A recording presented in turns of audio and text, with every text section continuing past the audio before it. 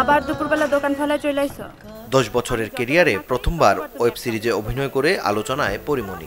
রঙিলা কিতাবে তার সুপ্তি চরিত্রটি প্রশংসা কুড়াচ্ছে দর্শক মহলে। এখন তো আর জান ছাড়া কিছু হারানোর নাই।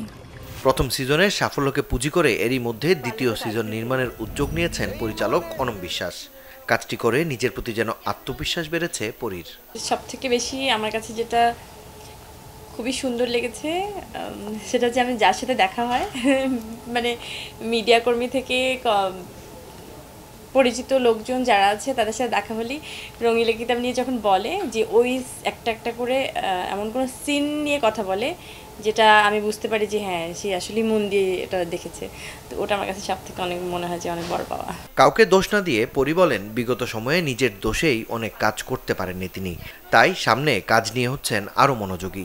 আমি হয়তো সিরিয়াস ছিলাম না, হয়তো না, পুরোটাই আমারই আসলে দায়ভার আমি আমাকেই দিতে চাই। কারণ এখন যেভাবে আমি প্রেম মানে আমি পুরোটাই বেছে নিয়েছি যে আমার নিজের জীবন, আমার বাচ্চারা এবং আমার কাজ। সো হ্যাঁ, ওইখানে আর ম্যাচটা আমি হতে দেবো না। এখন আফসোস আসলে রেখেও লাভ নেই, যেটা গেছে তো গেছে, বাকি দিনগুলো আসলে সুন্দর করে কাটাতে চাই। এদিকে আলাপচারিতায় নতুন এক পরিচয় সামনে আনলেন ঢাকাই সিনেমার এই নায়িকা।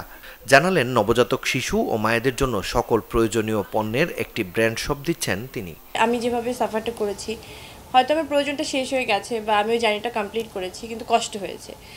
সো সবাইকে ওই কষ্টটা আসলে লাঘব করার জন্যই, কষ্টটা আমি ওই জার্নিটা ইজি করার জন্যই আসলে এই আমার উদ্যোগটা নেওয়া, যে সব যাতে মা এবং বাচ্চাদের সব কিছু যেন এক জায়গাতে থাকে।